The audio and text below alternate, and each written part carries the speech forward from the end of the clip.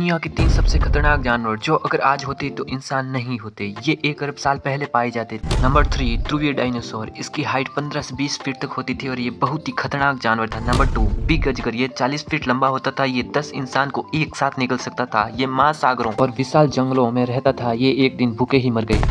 Number 1 60 feet लंबी छिली जो दिखने में काफी डरावनी लगती थी और ये जानवर 90 करोड़ साल पहले पाए जाते थे। और भी अमेजिंग फैक्ट जानने के लिए हमारे चैनल को सब्सक्राइब करें। मिलते हैं नेक्स्ट वीडियो में।